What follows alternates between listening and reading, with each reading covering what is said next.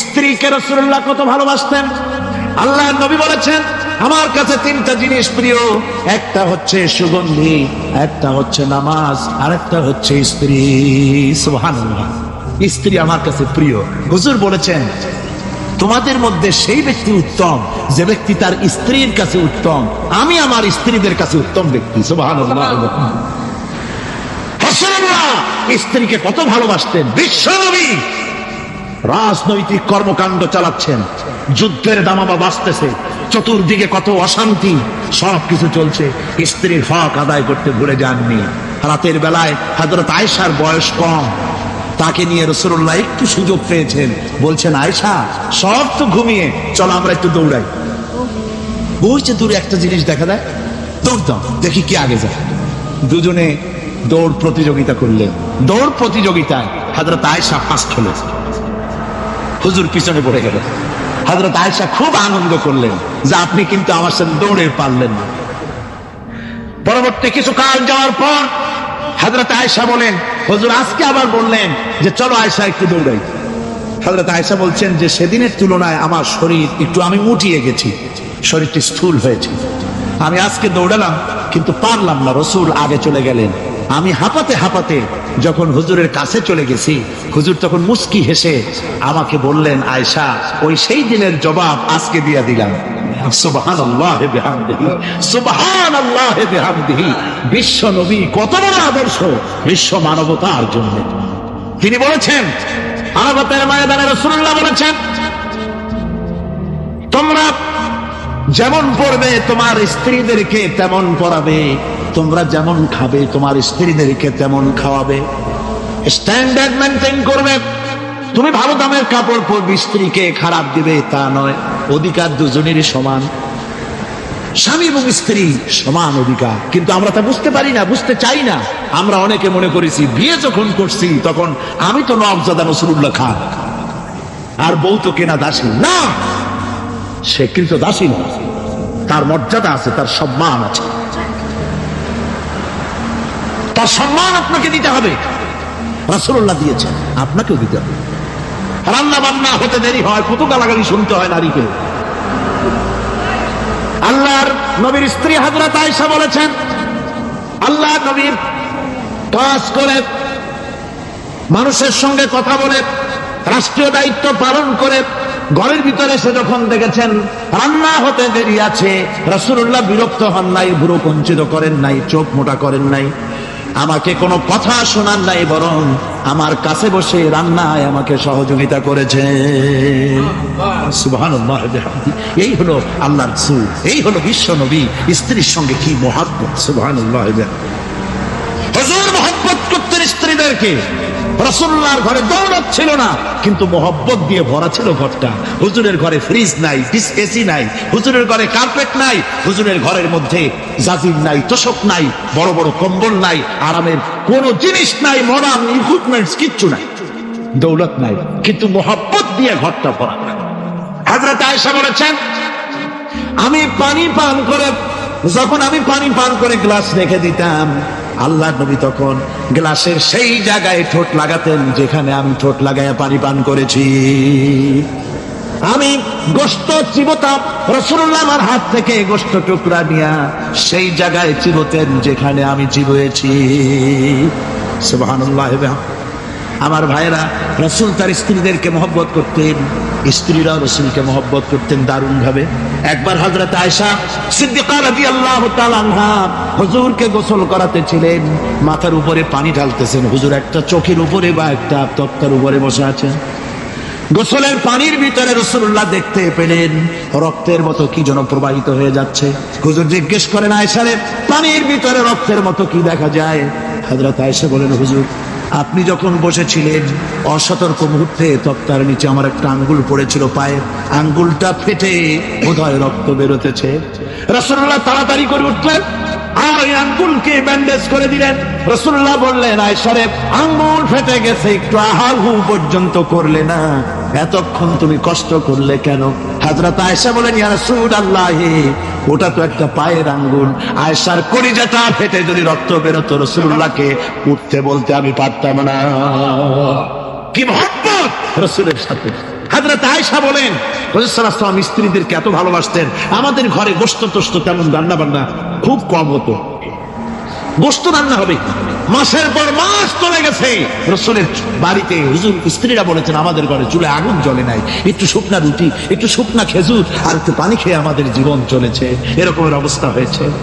তারপরে এই অবস্থা চলেছে, এর মধ্যে যদি কখনো একটু কষ্ট আসছে, হুজুর যখন ছাগল ইত্যাদি ছাগল দুম্বা জবাও করেছেন, এই দুম্বার গোশত নিয়ে ছাগলের গোশত নিয়ে রাসূলুল্লাহ নিজে বেরোতেন। হযরত খাদিজার বান্ধবী কোথায় আছে খুঁজে ওই বান্ধবীর কাছে গোশত পৌঁছে দিয়ে আসতে। হযরত আয়েশা বলেন একদিন আমার ঘুম ভেঙে গেল, দেখি হুজুর আমার কাছে নাই, গেলেন কোথায়?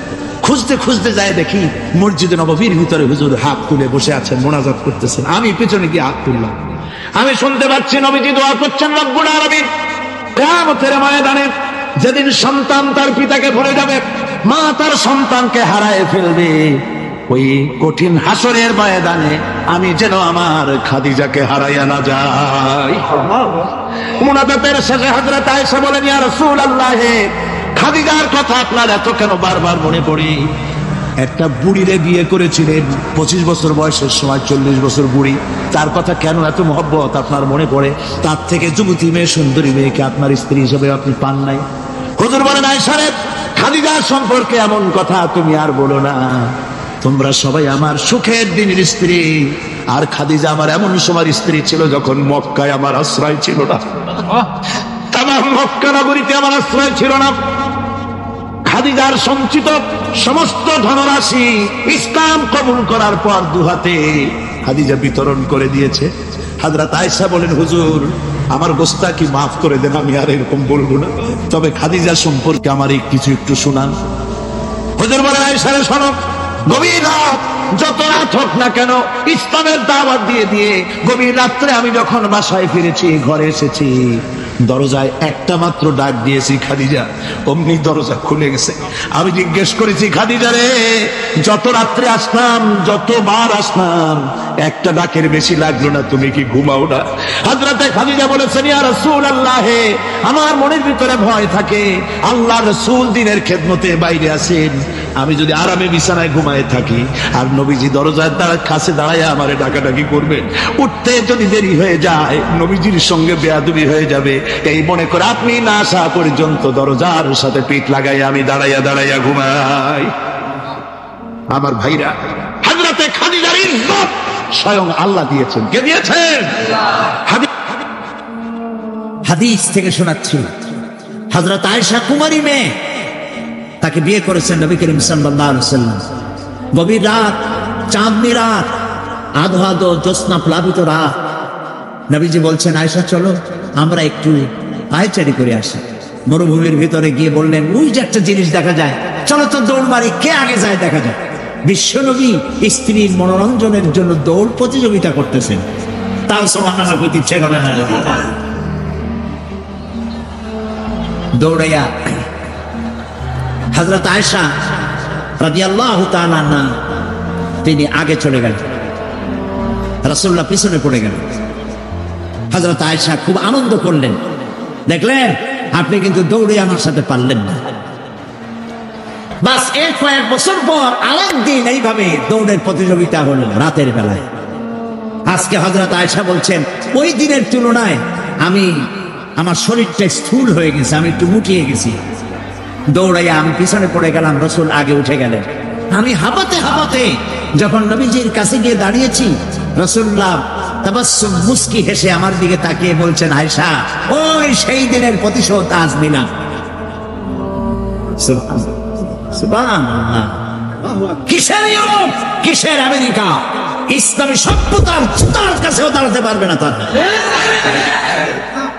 ওরা আজকে কি বলে, বিশ্ব কি দিবস, নারী দিবস পালন করে, বিশ্ব নারী দিবস, বিশ্ব মাতৃ দিবস, বিশ্ব ভালোবাসা দিবস।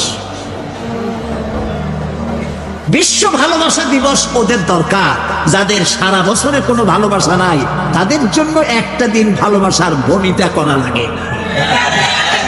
আমার লাগে না, কারণ আমার জন্মই হয়েছে ভালোবাসার মধ্য দিয়ে।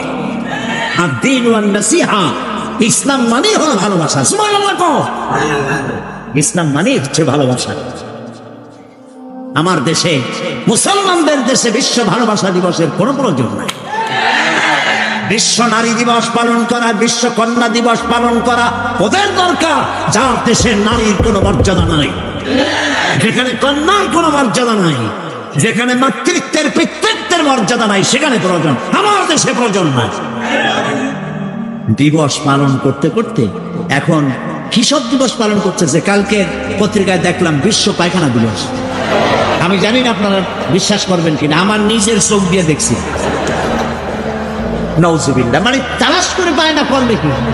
এরপরে দেখলাম ঢাকায় দেওয়ালে লেখা বিশ্ব চিন্তা দিবস। তো বিশ্ব চিন্তা দিবসের এটার থিমটা কি, করবেটা কি? তো যারা আয়োজক তারা বললো যে আমরা ওই বিশ্ব চিন্তা দিবসে রাস্তার মোড়ে মোড়ে বসে চিন্তা করব যে আদৌ কোনো ব্যাপারে আমরা চিন্তা করতেছি কিনা। নাউজুবিল্লাহ মিন যালিক। পাগল কি গাছে ধরে?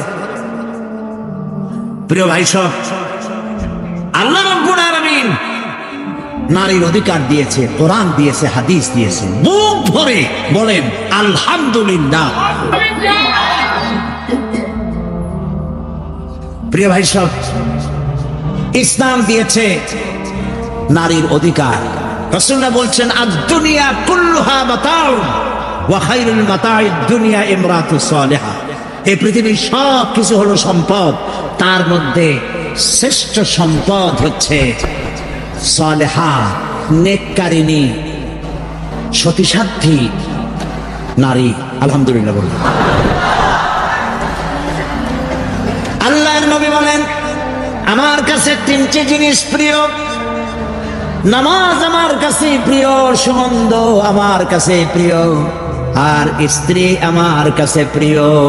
সুবহানাল্লাহ, এই তিনটি জিনিস আমার কাছে প্রিয়। আপনার স্ত্রীকে আপনি তো এই জন্য তাকে সম্মান করবেন, ভালোবাসবেন, অনেক কারণ আছে। একটা কারণ তো এই, যেই রাস্তা দিয়ে আপনি জাহান্নামে যেতেন সেই রাস্তায় আপনার স্ত্রী প্রহরীর মতো রাত দিন দাঁড়িয়ে আছে, সেখানে ব্যাখ্যা দেওয়ার কোনো প্রয়োজন নেই।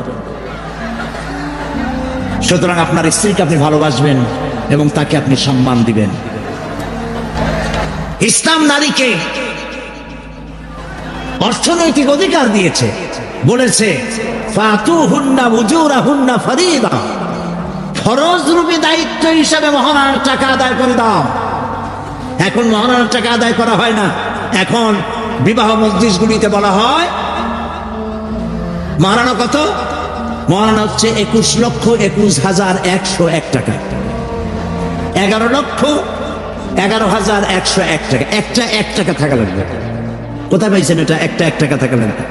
আর এই যে মহারণা বাধা হয়, এই মহারণার টাকা আদায় করা অধিকাংশ ক্ষেত্রে আদায় করা হয় না। কথা ঠিক কিনা? কথা ঠিক কিনা? বরং উল্টা মহারণা আদায় করে নেয়। কারণ পাত্রপক্ষ মহারণা আদায় করে নেওয়ার সময় আদায় করার জন্য ঘটক, এগুলোরে কি বলে? ঘটক। কোন কোন এলাকায় এদেরকে উচ্চ নাক বলা হয়। এদের কাজ হলো পরস্পরের মধ্যে বিবাহ দিতে গিয়ে মিথ্যা কথা বলা, উচ্চ নাক। তো এরা বলে যে অমুকের ছেলে অমুকের মেয়ের বিবাহ হবে, ছেলেকে দিতে হবে কি? ছেলেকে দিতে হবে ল্যান্ড ক্রুইজার, ছেলেকে দিতে হবে গুলশানে বাড়ি, 10 লক্ষ টাকা ক্যাশ, মঙ্গল গ্রহে অফিস। বলে ছেলে লেখাপড়া জানে কি? ওই কলেজের বারান্দা দিয়ে কয়েকদিন ঘুরে টুরে আসছে, গলায় সোনার সেন্টেনও আছে, মাথায় ভাল্লুকের মতো চুলও আছে। এরপরে এইভাবে করে এক অপত্রে মেয়েদেরকে দেওয়ার ব্যবস্থা হয়, টাকা পয়সার বিনিময়। মহারানাটা ওরা নিয়ে গেল।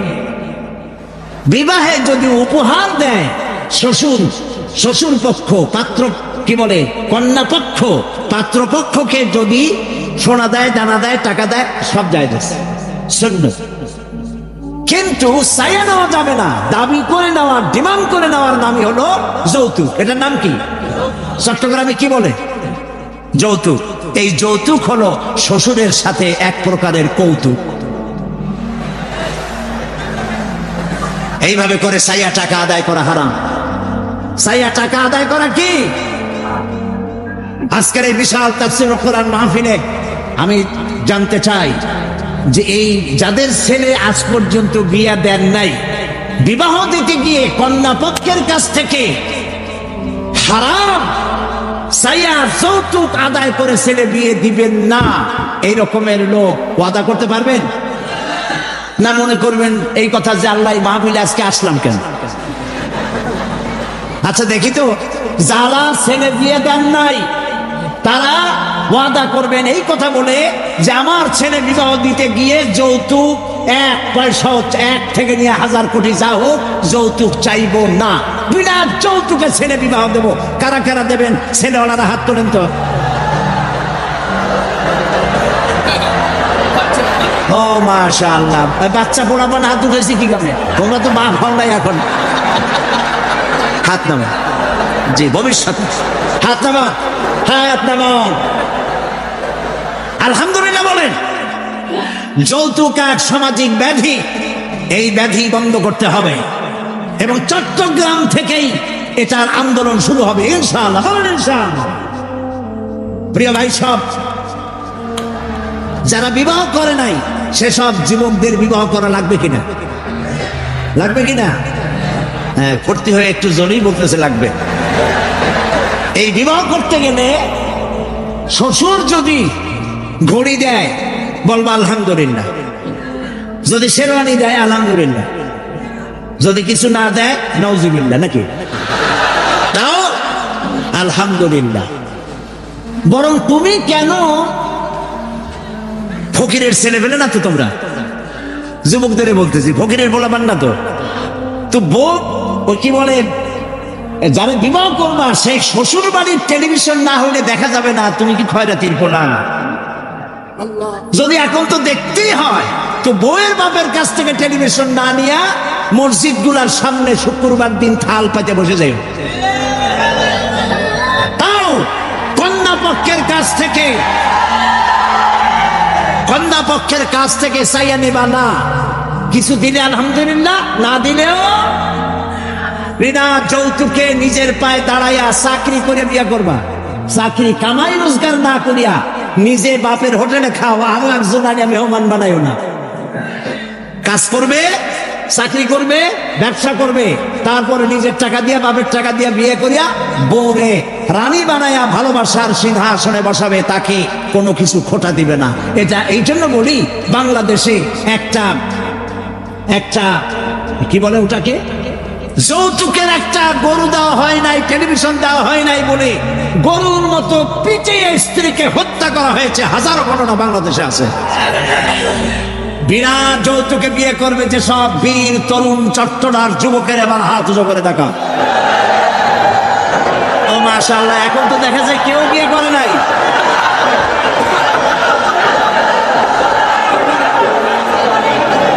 আচ্ছা, হাত নামান, হাত নামান, আলহামদুলিল্লাহ বলেন, হাত নামান। এই যে ভাই, আমি কিন্তু বুঝতে পারি দাঁড়াইছেন কেন, কোমর ব্যথা করতেছে বোধ হয়। বসেন, কোমর ব্যথা আল্লাহ ভালো বানাই দেবেন, জোরে কোন আমিন। আরে ভাই বসতে বলছি, বসেন। কোমর ব্যথা এটা তো আমারও করবে, আমি তো বসা। বসেন, সবাই বসেন। প্রিয় ভাই সব, তাহলে একটি বড় রকমের অপরাধ থেকে চট্টগ্রামকে মুক্ত করার জন্য আন্দোলন শুরু করা হলো। বলেন আলহামদুলিল্লাহ। প্রিয় ভাই সব, আল্লাহ তাআলা এই নারী যখন বিবাহ হলো, আল্লাহ তাআলা তাকে অধিকার দিলেন, শিক্ষার অধিকার, লেখাপড়ার অধিকার, পড়ার অধিকার, সব অধিকার দিলেন। এরপরে দিলেন তাকে মা বানায় দিলেন। কদিন পরে কি হয়ে গেল? মা হয়ে গেল। সুবহানাল্লাহ। এখন কিন্তু ইজ্জত আরো বাড়লো। মা হওয়ার পর ইজ্জত কি হইল? আরো বেড়ে গেল। আল্লাহর নবীর কাছে প্রশ্ন করা হয়েছে, এক সাহাবী এসে বলছেন, সালা রাজুলুন ইয়া রাসূলুল্লাহ মান আহাব্বুন নাস বিহুসনি সাহাবাতি ক্বালা উম্মুক ক্বালা সুম্মা মান ক্বালা উম্মুক ক্বালা সুম্মা মান ক্বালা উম্মুক ক্বালা সুম্মা মান ক্বালা আবুক। সুবহানাল্লাহ। একজন এসে নবীজির কাছে প্রশ্ন করলেন, ইয়া রাসূলুল্লাহ, মানুষের ভিতরে আমি কার যত্ন করব, কার খেদমত করব, কার সাথে ভালো ব্যবহার করব, আমার কাছে সব থেকে ভালো ব্যবহার কে পেতে পারে? নবীজি বললেন তোমার মা। সাহাবী প্রশ্ন করলেন তারপরে কে? রাসূলুল্লাহ বললেন তোমার মা। তারপরে কে? তোমার মা। তারপরে কে? তোমার পিতা। পিতার চাইতে মায়ের মর্যাদা আল্লাহ পাক কয় গুণ বাড়ালেন? সবাই বলেন কয় গুণ? 3 গুণ আল্লাহ বাড়ায় দিলেন। আল্লাহ রাব্বুল আলামিন কোরআনের কারীমের ভিতরে বলেছেন ওয়াকাদা রাব্বুকা আল্লা তা'বুদু ইল্লা ইয়াহু ওয়া বিল ওয়ালিদাইনি ইহসানা। তোমার রবের পক্ষ থেকে চূড়ান্ত ফয়সালা হয়েছে যে আল্লাহর ইবাদত করার পর মা বাপের ihsan করবে। সুবহানাল্লাহ। আর আমার দেশের লোকেরা কি বলে, কি করে? লক্ষ্য করতেছেন আপনারা? আল্লাহ বলেন কি আর বান্দারা করে কি? আল্লাহ বলছেন মা বাপের খেদমত করো, আমার ইবাদতের পরে আল্লাহর পরে স্থান কার? চিল্লায় বলেন। আমাদের লোকেরা বোঝে না, না বুঝা চলে যায় ভালো কোনো খাবার, ভালো কোনো ফল কোন হযরত, কোন পীর সাহেবের দরবারে নিয়ে হাজির করে, হ্যাঁ দেন, পীর সাহেবকে হাদিয়া দিবেন দেন, কিন্তু আগে দিবেন মায়ের। আপনার কাছে, সন্তানের কাছে সব থেকে বড় পীর হচ্ছে মা। বলেন সব থেকে বড় পীর কে? মা আর বাবা। মা আর এই দুজন হচ্ছে আপনার কাছে সব থেকে বড় পীর। পীর সাহেবের দোয়া কবুল হবে কি হবে না? আলেম সাহেবের দোয়া কবুল হবে কি হবে না? সন্দেহ আছে। 50-50। দোয়া কবুল হইলেও হইতে পারে, না হইলেও না হইতে পারে। কিন্তু মা বাপ যদি দোয়া করে আল্লাহর দরবারে দোয়া মঞ্জুর হয়ে যায়, 100% দোয়া কবুল হয়ে যায়। সুবহানাল্লাহ। যখন দোয়া করে বন্দুক দিয়া গুলি করলে সেই গুলি তার লক্ষ্য বস্তুর কাছে যেতে যত না দেরি হয়, মা বাপের দোয়া বা বদদোয়া আল্লাহর দরবারে থেকে দ্রুত গতিতে চলে যাও। মাকে খাওয়া। বুড়া মা আছে না? বলেন আছে না? মা যখন বুড়া হয়ে যায়, বউয়ের কথা মতো সন্তান মায়ের সাথে খারাপ ব্যবহার করে, মুখ মলিন করে থাকে, কথা বলে না, আর মনে মনে বলে, প্রকাশ্য বলে, অনেকের সামনে বলে, বুড়ি মরে না কেন? নাউজুবিল্লাহ। বলেন নাউজুবিল্লাহ। তুমি কারে মরতে বলো? কারে মরতে বলো? তোমার মা তোমার যখন অসুখ হয়েছে যত্ন করেছে, মুখের সাথে আগলায় ধরেছে, সারা রাত শিয়রে বসে বসে, বিদ্যুৎ ছিল না ঘরে, কেরোসিনের ল্যাম্প জ্বালায়া, চেরাগ জ্বালায়া কোরআন শরীফ তেলাওয়াত করেছে। আর শেষ রাতে 2খানা হাত রব্বুল আলামিনের দরবারে তুলে দিয়ে কেঁদেছে, রব্বুল আলামিন আমার বাঁচাগণকে আমার জীবনের বিনিময় আল্লাহ তুমি বাঁচাইয়া দাও। যে মা বললেন আমার জীবনের বিনিময় আমার ছেলে তুমি বাঁচাও, মেয়েরে বাঁচাও, সেই ছেলে বড় হইয়া বউয়ের পাগল হইয়া বলে বুড়ি মরে না কেন? নাউজুবিল্লাহ, নাউজুবিল্লাহ। মাকে সম্মান করুন, মাকে ভালোবাসুন। আল্লাহ রাব্বুল আলামিন বলেন ওয়াওয়াসাইনাল ইনসানা বিওয়ালিদাইহি ইহসানা হামালাতুহু উম্মুহু কুরহা ওয়া ওয়াদাআতুহু কুরহা ওয়া হামলুহু ওয়া ফিসালুহু 30 শাহরা। আমি সমগ্র মানব গোষ্ঠীকে উপদেশ দিচ্ছি, তোমরা তোমাদের ওসিয়ত করছি, তোমরা তোমাদের মা বাপকে সম্মান করো। তোমার মা তোমাকে গর্ভধারণ করেছে অত্যন্ত কষ্টের সাথে, ডেলিভারি করেছে অত্যন্ত কষ্টের সাথে, আর 30টা মাস বুকের দুধ দিয়ে তোমারে মানুষ করছে। সুবহানাল্লাহ, সুবহানাল্লাহ। প্রিয় ভাই সব, মা বাপ যদি হাত তোলে, চোখ দিয়া পানি পড়ে, দোয়া কবুল হয়ে যাবে। সুবহানাল্লাহ। এই যে হযরত বাইজিদ বুস্তামি রহমতুল্লাহ আলাইহির এই দরগায় আপনারা যান, হযরত বাইজিদ বুস্তামি যখন ছোট্ট ছিলেন, তার মা অসুস্থ, গভীর রাত্রে মা জেগে বলছে, বাবা আমি তো পানির পিপাসায় শেষ হয়ে যাচ্ছি, একটু পানি পান করাও। বাচ্চা দেখলেন ঘরের মধ্যে পানি নাই, বাইরে কোথা থেকে পানি জোগাড় করলেন, এসে দেখেন মা ঘুমায় গেছে। শীতের রাত, বাচ্চা দাঁড়ায় আছে পানি নিয়ে। ফজরের সময় মায়ের ঘুম ভেঙেছে, তাকিয়ে দেখে বাইজিদ দাঁড়ানো। বাইজিদ তুমি দাঁড়ানো কেন? কাঁদতেছো কেন? ছেলে বলছে, মা আপনি পানি চাইছিলেন। তা পানি চাইছিলাম, তা কি হয়েছে? তা আমি তো ঘরে পানি পাইনি, দূরে গিয়ে পানি আনছি, আনি দেখে আপনি ঘুমাই গেছেন। আমারই উঠাও নাই কেন? আপনার ঘুমের ক্ষতি হবে। তা তুমি নিজে ঘুমাও নাই কেন? এই জন্য যে আপনি জায়গায় যদি আমার পানি চান আর সময় মতো না দিতে পারি, তাহলে তো আপনার কষ্ট হবে। সেই জন্য মা আমি দাঁড়াই রয়েছি, আপনি পানি খাবেন, সেই পানি নিয়ে। বাইজিদের মা হযরত বাইজিদকে বিছানার উপরে আরাম করে শোয়াই দিয়া উযু করে নিজে নামাজ পড়লেন। নামাজ আদায় করে দুইখানা হাত আল্লাহর দরবারে তুলে ধরে বলেন, রব্বুল আলামিন, আমি বাইজিদের মা, আমার ছোট্ট বাইজিদ আমার জন্য যে কষ্ট করেছে, আজ তার এই কষ্ট দেখে আমার কলিজা ঠান্ডা হয়ে গেছে। আমি মা হয়ে আমার বাইজিদের জন্য দোয়া করি, রব্বুল আলামিন, আমার বাইজিদকে তুমি সুলতানুল আরিফিন বানায়া দাও। দোয়া মঞ্জুর হয়েছে না হয় নাই? সুবহানাল্লাহ।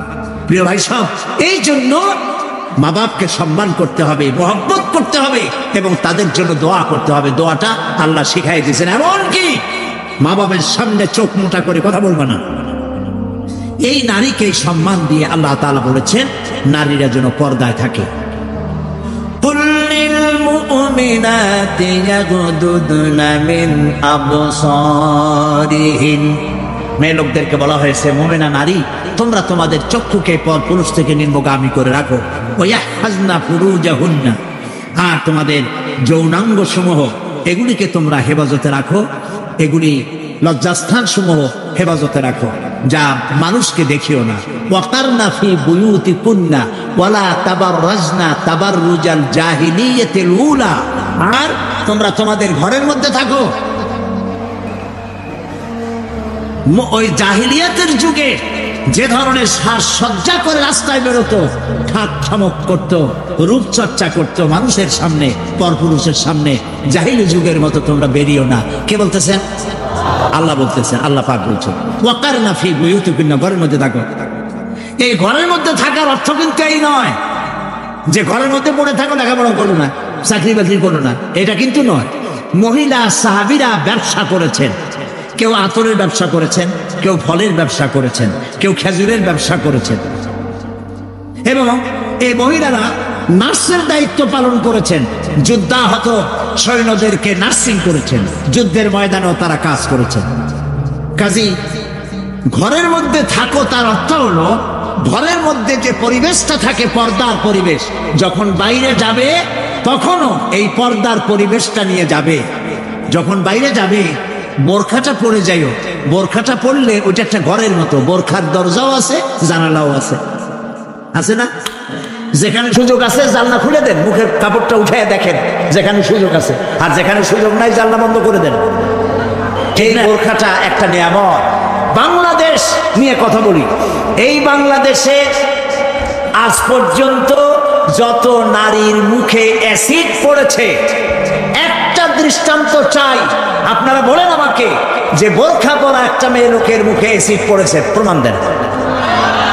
পারবেন প্রমাণ দিতে? পারবেন? কেন পারবেন না বলেন? কারণটা কি? কারণ হলো এই, মেয়ে লোকটা যখন বোরখা পরলো সে আল্লাহর হুকুম পালন করলো। কার হুকুম পালন করেছে? আর তখন আল্লাহর দায়িত্ব হয়েছে নারীর সতীত্বের এবং তার শরীরের হেফাজতের দায়িত্ব নেওয়া। এই জন্য বোরখা পরা নারীর মুখে অ্যাসিড পড়ে না। মা বোনেরা যারা আজকে রাস্তায় বসে, প্যান্ডেলে বসে, বিভিন্ন জায়গায় বসে, বাড়িতে বসে আমার কথা শুনছেন, আমি মা বোনদেরকে বিনীতভাবে আরজ করি, যখন আপনি বোরখা ছেড়ে, যে সব মেয়েরা রূপচর্চা করে চুল পিছনে ছেড়ে দিয়ে লিপস্টিক লাগায় রূপচর্চা করে যখন কোনো দোকানে যায়, তখন দোকানের সেলসম্যান বলে, ভাবি আসেন আসেন, এই শাড়িটা পরলে আপনার দারুণ মানাবে। আরে শয়তান, শাড়ি বদলে মানাবে কিনা তার স্বামী বলবে তুই কেনা।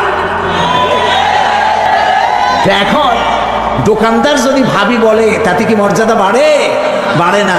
আপনি দেখেন বোরখা পরেন, চাদর পরেন, দোকানে যান, দোকানি বলবে খালাম্মা, চাচি আম্মা, বসেন বসেন, সম্মান করে বসতে দেবে এবং আপনার সামনে কাপড়গুলো খুলে ধরবে যেটা আপনার প্রয়োজন দিবেন। তাহলে বোরখায় কি সম্মান কমায় না বাড়ায়? কমায় না বাড়ায়? ইমানদার ব্যক্তি আশার উপরে তার জীবন বাঁচে, কারণ যত বড় বিপদ আসুক না কেন, আশ্রয় পাওয়ার একটা জায়গা আছে, তার নাম হলো আল্লাহ। নাম কি? বলেন আল্লাহ। সবাই বলেন আল্লাহ আল্লাহ আল্লাহ আল্লাহ। হযরত ইউনূস আলাইহিস সালাম মাছটাকে গিলে ফেলে দিল, মাছটাকে গিলে মাটির অতল তলদেশে চলে গেছে। এত বড় বিপদ পৃথিবীর কোন মানুষের হতে পারে না, কি বলেন?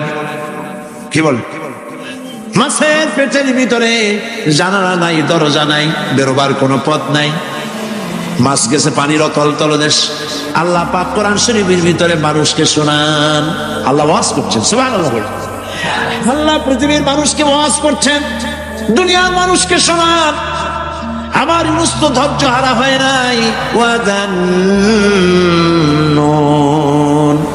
إذ ذهب مغاضبا فظن أن لن نقدر عليه فنادى في الظلمات أن لا إله إلا أنت سبحانك إني كنت من الظالمين فنادى في الظلمات জমায় কাসির ত্রিবিধ অন্ধকারের ভেতর থেকে হযরত ইউনূস আলাইহিস সালাম চিৎকার মারলেন। মাছের পেটের অন্ধকার, পানির অন্ধকার, রাতের অন্ধকার, ত্রিবিধ অন্ধকারের ভেতর দিয়ে মাছের পেটের মধ্য দিয়ে ইউনূস আলাইহিস সালাম চিৎকার মারলেন। অধৈর্য হন নাই, হাত ফেল করেন নাই।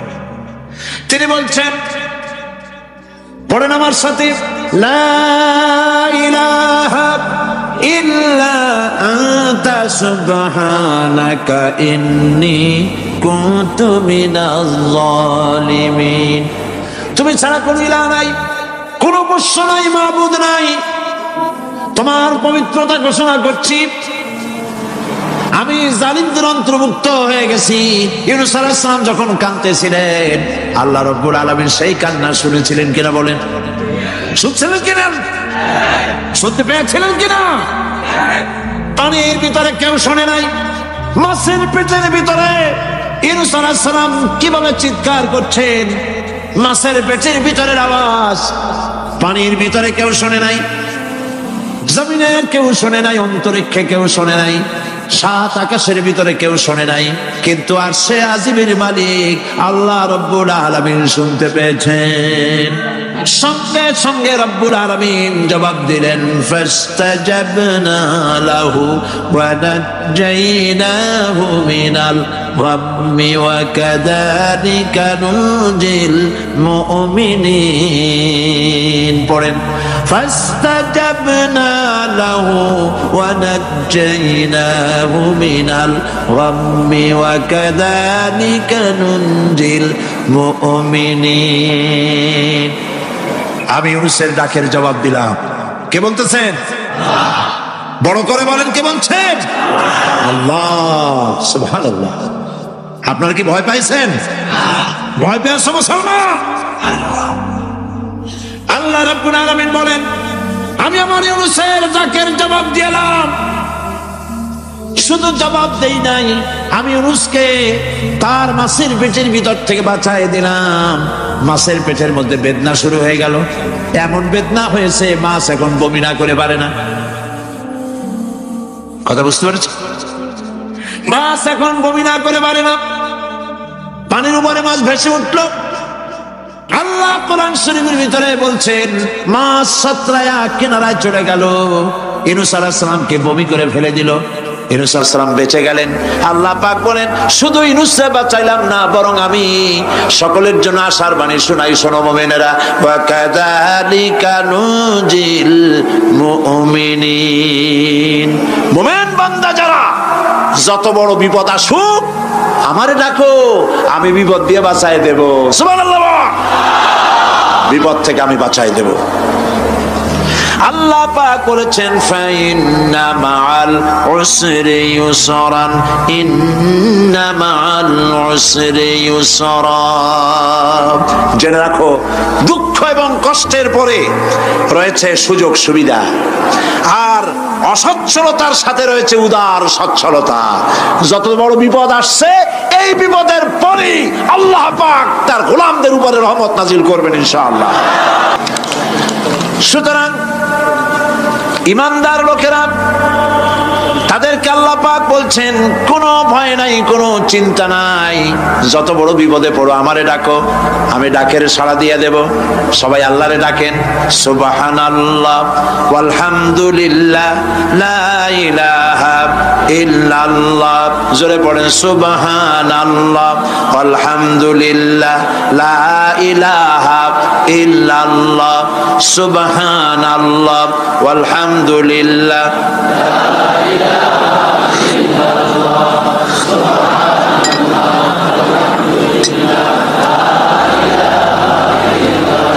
লা ইলাহা ইল্লাল্লাহু মুহাম্মাদুর রাসূলুল্লাহ। আল্লাহর উপর ঈমান আনলে যত ফায়দা হয় এত ফায়দা দুনিয়ায় কোথাও নাই। সুবহানাল্লাহ। আল্লাহর উপর ঈমান আনার ৫ম নম্বরের ফায়দা কয়টা বলছি?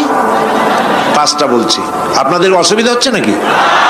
তাড়াতাড়ি শেষ করতেছে। 6টা বলবো। এ হলো ৫ম নম্বর। তারপর আমরা দোয়া করব। দোয়ার দরকার আছে কিনা এই সময়? ৫ম নম্বরে আল্লাহর উপরে ঈমান আনলে পরে আরেকটি বড় ফায়দা, সেটা হলো কঠিন এবং কঠোর বিপদে আল্লাহ পাক তার মধ্যে অবিচলতার এবং ধৈর্য ধরার তৌফিক দিয়ে দেন। সুবহানাল্লাহ। যত বড় বিপদ আসুক সেই বিপদে মুসিবতে আল্লাহ পাক মুমিনদেরকে আল্লাহর উপরে নির্ভরতা শিখায় দেন। সুবহানাল্লাহ।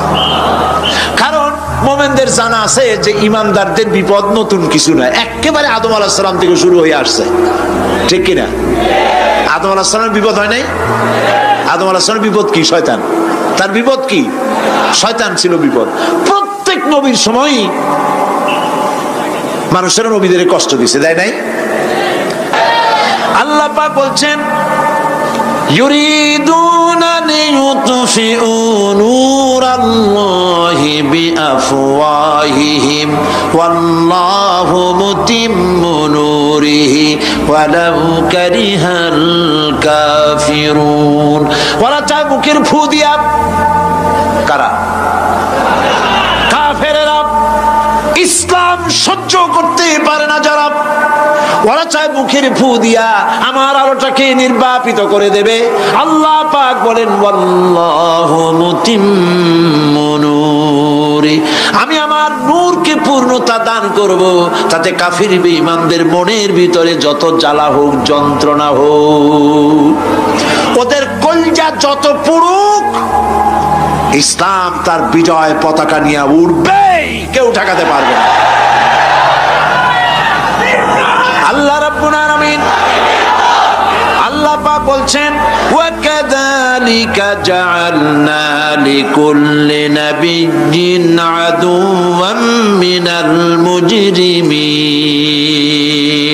আর এমনি করে আমি সকল নবীর শত্রু বানিয়েছি সব পাপিষ্ঠ অপরাধ প্রবণ লোকদের। শুনছেন কথা? শোনেন নাই? আল্লাহ পাক বলছেন দুনিয়ার সব নবীদের, তাদের জন্য আমি শত্রু বানাইছি কাদেরকে? যারা সবথেকে বেশি পাপিষ্ঠ অপরাধ প্রবণ। এরা হচ্ছে নবীর দুশমন। এরা সব নবীদের সাথে দুশমনি করেছে। আজও দেশের আলেমদের সাথে দুশমনি করে সবচাইতে বড় পাপিষ্ঠরা। এটা কোরআন। এটা কি? কোরআন। জোরে বলেন এটা কি? আল্লাহ রাব্বুল আলামিন বলছেন ওয়া কাযালিকা জাআলনা লিকুল্লি নাবিয়্যিন আদুওয়াম মিনাল মুজরিমিন। সব পাপীরা, পাপিষ্ঠরা আমার দ্বীনের দাওয়াত যারা দেয় তাদেরকে জীবনের দুশমন মনে করে। কেন? শোনেন, আমি কারো আওয়াজ শোনাচ্ছি? কারো আওয়াজ শোনাচ্ছি? আমার আল্লাহর আওয়াজ। অপরাধটা কি? নবীদের বিরুদ্ধে, নবীর ওয়ারিস ওয়ারাসাতুল আম্বিয়া কারা, তো তাদের বিরুদ্ধে তাদের অপরাধটা কি?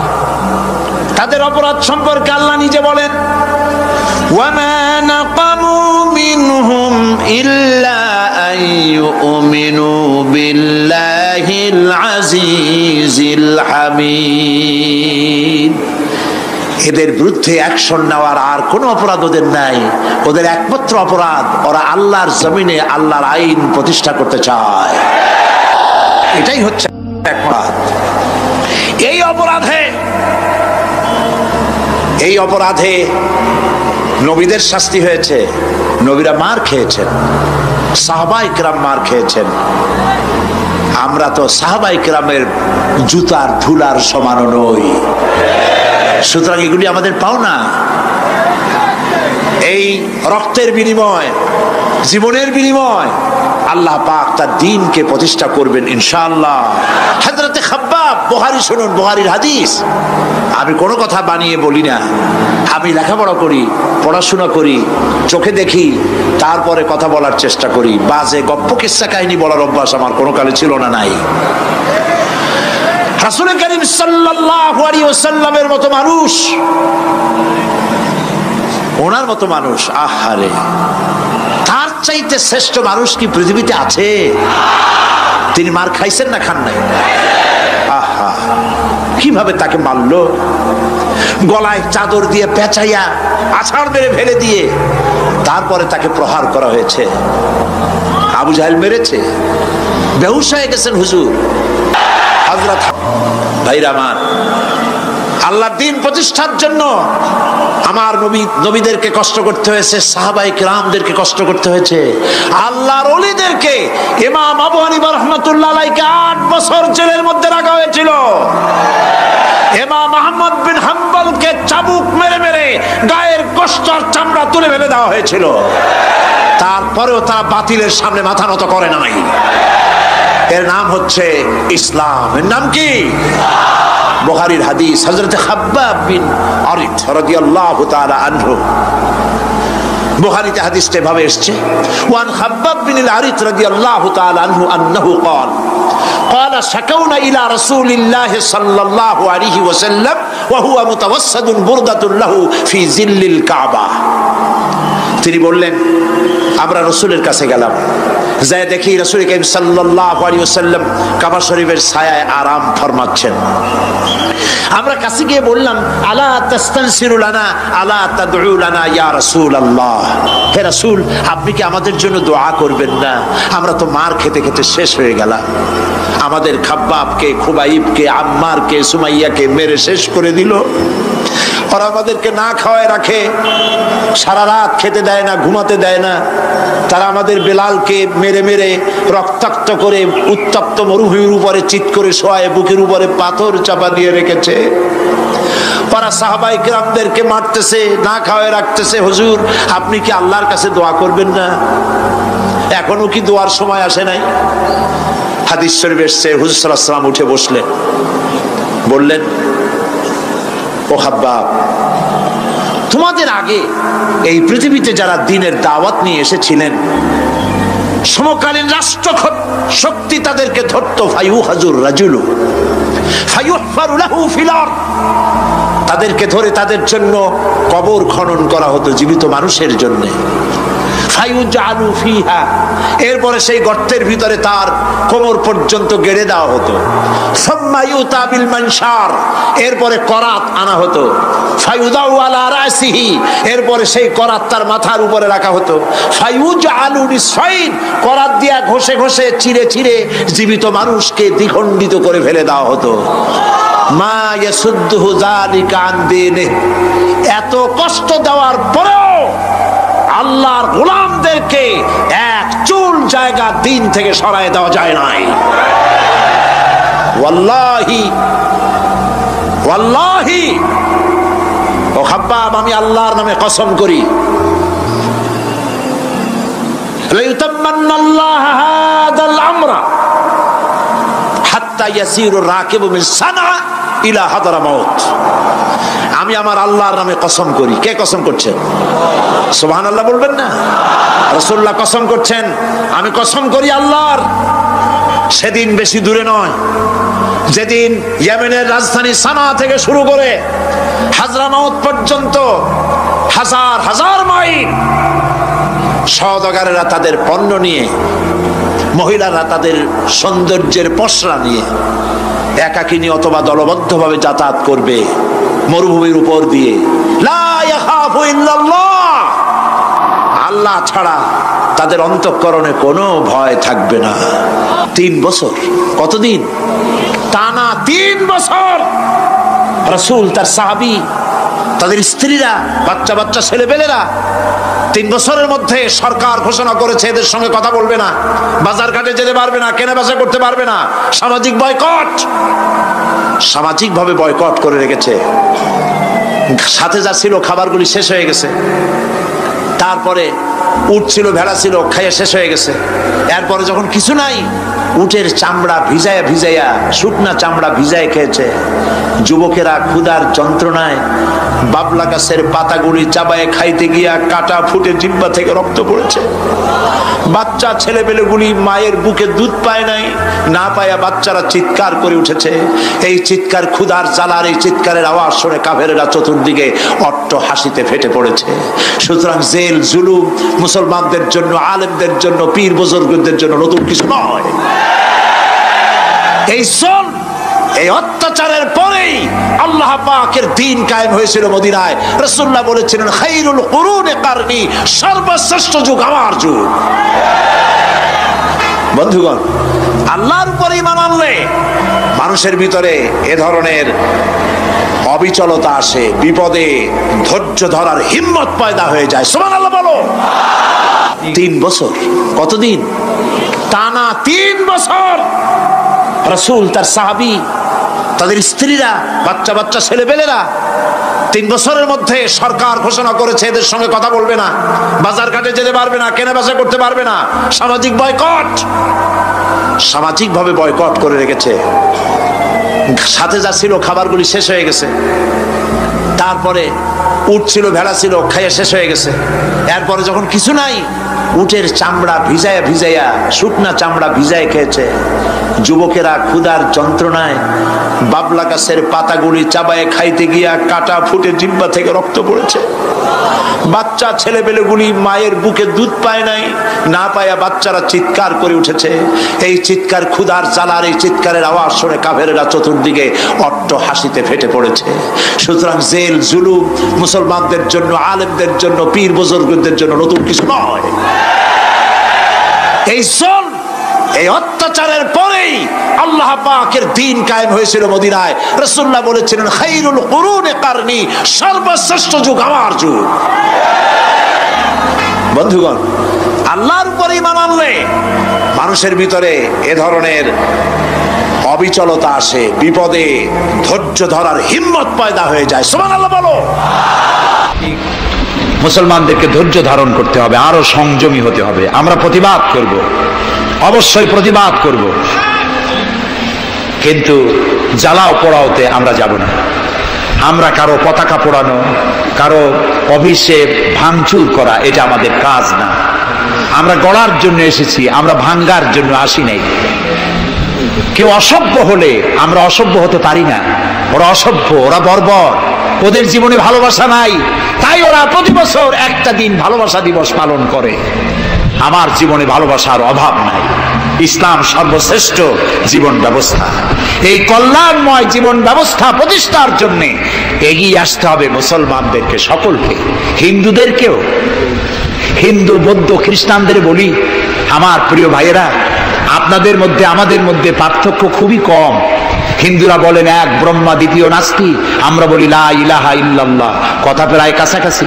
আপনারা পুনর্জন্মে বিশ্বাসী, আমরা পুনরুত্থানে বিশ্বাসী। আমরা খুব ভালো আছি, এই দেশটা খুব ভালো দেশ, পূজা আর রোজা একসাথে হয়, আমরা অনেক আরামে আছি। এদেশে সাম্প্রদায়িক সম্প্রীতি নাই বলে যারা বিদেশে বদনাম ছড়ায়, তাদের হেদায়েতের জন্য আমরা আল্লাহর কাছে দোয়া করি, আল্লাহ তাদের হেদায়েত করো। ক্ষমতা হারায় মানুষ এত পাগল হয় যে দেশের বিরুদ্ধে কথা বলে, মায়ের বিরুদ্ধে কথা বলে, রাষ্ট্রের বিরুদ্ধে কথা বলে। আল্লাহ এদের হেদায়েত নসিব করে দিন। প্রিয় ভাই সব, আমার হিন্দু ভাইয়েরা, অমুসলিম ভাইরা যারা আসছেন, আমি তাদেরকে বলবো, এই কোরআন শুধু মুসলমানদের জন্য নয়।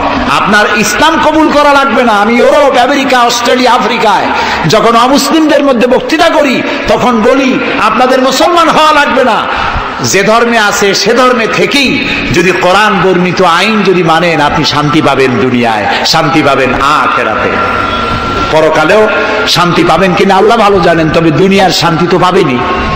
কোরআনের আইন সকলের জন্য প্রযোজ্য। প্রিয় ভাই সব, আমি এখন মুনাজাতের দিকে আগাবো।